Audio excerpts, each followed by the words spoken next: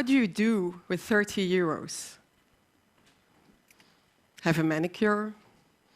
Buy a bouquet of flowers for your mother? You bought a ticket for today? All things you can feel good about, at least for a few moments. I am going to show you today how 30 euros can make you feel good for a long time and at the same time make a difference in someone's life. My name is Griet Geebelen and my work is showing people the difference you can make with 30 euros. So, to make it clear, let me start by telling you the story of a girl that didn't have 30 euros. A girl that was born into a cradle she didn't choose. Dorma. A girl born in a Himalayan village in Nepal. She is one in 4 children under the age of 5 that suffers from stunting as a result of malnutrition. And this malnutrition affects immediately her ability to learn. But like nearly 59 million children worldwide, she won't even enroll school and will never learn to read and write.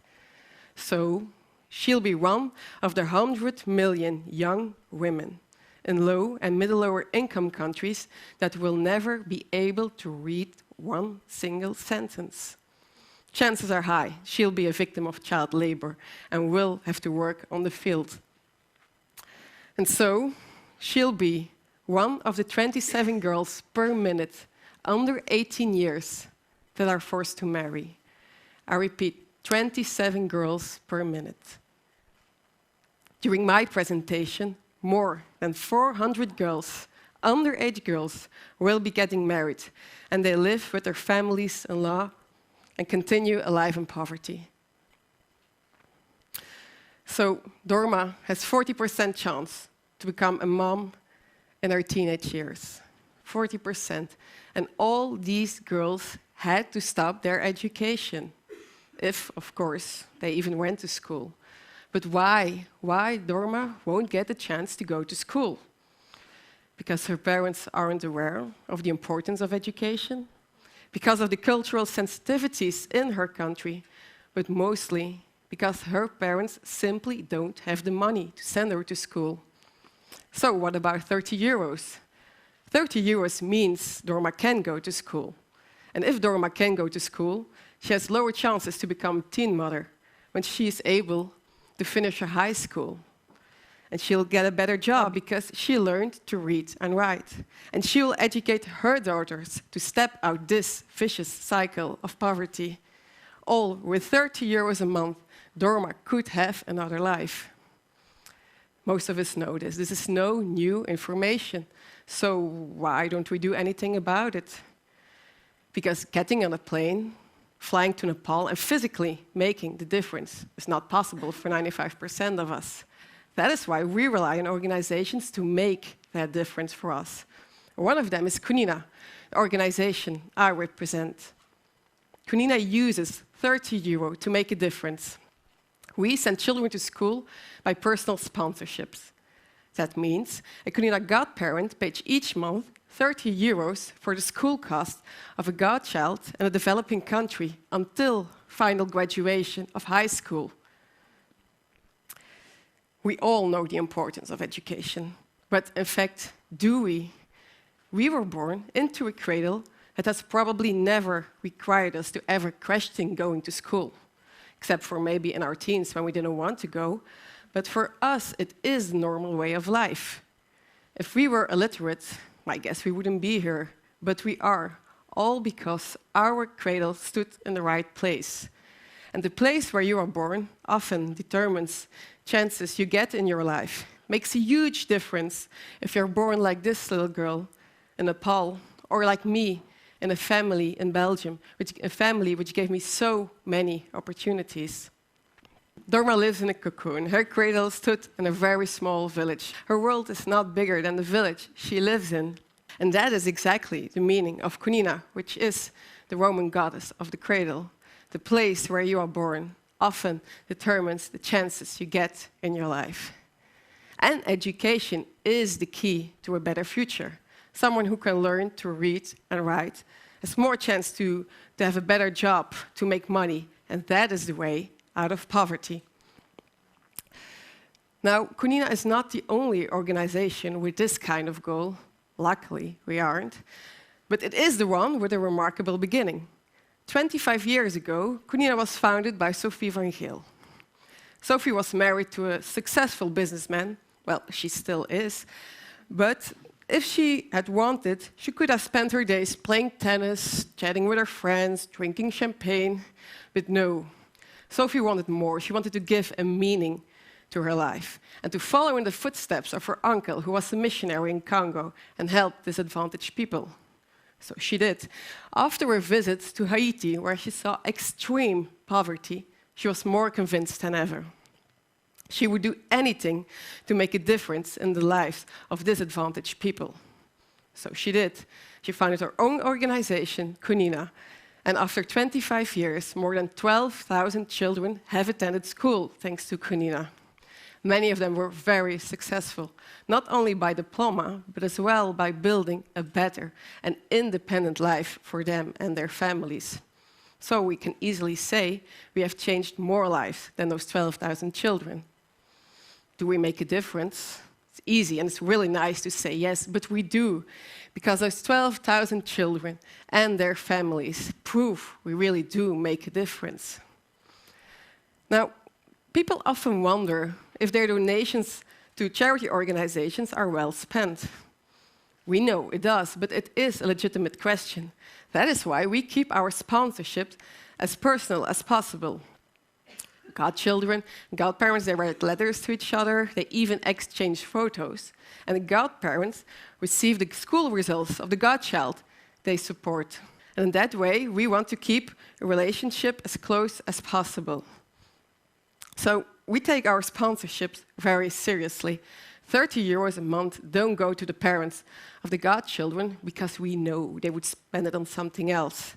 Instead, 30 euros a month are managed by local responsibles, and they pay the school cost of our godchildren. Now, if a godchild fails 2 times the same grade, we stop the sponsorship.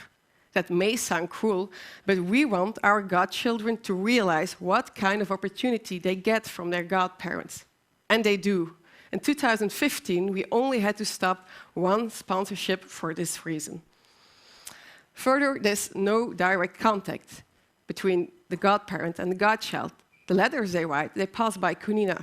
In that way, we can protect our godchildren from too high expectations from godparents, and godchildren cannot ask for more money than those 30 euros. All of these elements were very important for me as well when I started at Cunina, to have the certainty that children are really helped, with the guarantee that the money goes to the right place and doesn't stick anywhere. So let me tell you a story of a girl that had 30 euros, that changed her life by 30 euros. This is Mai. Her cradle stood on the Philippines, in a poor family with 5 brothers and sisters. Her father, an alcoholic, abused her. And if she opposed, he stubbed out a cigarette on her. Her mother and her sisters received the same treatment, and there was no way out for them. There was no money to survive. Like so many women, Mai's mother was illiterate and trapped in a spiral of misery and abuse. So it may sound needless to say, Mai had a very low self-esteem. She really felt dirty, worthless. Poverty really clung to her skin. But when she was 11 years old, there was each month 30 euros for Mai to go to school. Of course, that didn't solve all of her problems. Her father kept on abusing her mother and her sisters, but she had the chance to escape the abuse and to study something she wanted, to graduate, to exercise a job she likes, and in that way to help her mother and her sisters. So Mai's life became easier, but not easy, because the sponsorship paid for her school costs and her books, but she still had to pay for board and lodging. So she worked as a tutor, and if she was lucky, parents of her tutees offered her a snack or dinner so she could eat with them, save some money. And everybody at her school, like you see, wore uniforms. Mai didn't have money to buy one on her own, so hers were given by the dean from alumni who donated their used ones. But little by little, my Mai won confidence, and a shy girl turned into an emancipated woman. She graduated. She started working as a teacher, and she married her best friend who supported her all along. Today they have 5 children.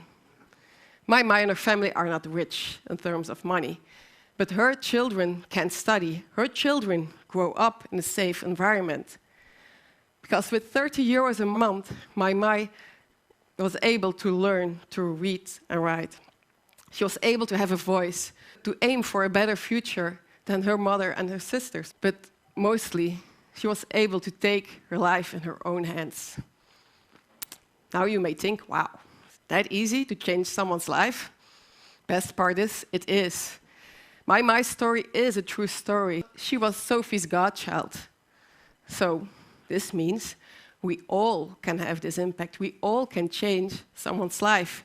We all can change the life of this little Nepalese girl. Now, sending children to school is extremely useful, but it's only one thing. Improving the quality of education is the next, and that is what we're heading for. So we're already improving school infrastructure. Can you imagine that this was a school in Haiti? So, apart from building new school infrastructures, we give trainings to teachers, we provide solid school material, but our long-term vision is to really improve the quality of education. So, any one of you want to change someone's life? It's not that hard. Just by becoming godparent of Cunina, you can change someone's life and future. We know we cannot save all the children of the world, but we can start to save the world of one child. Thank you.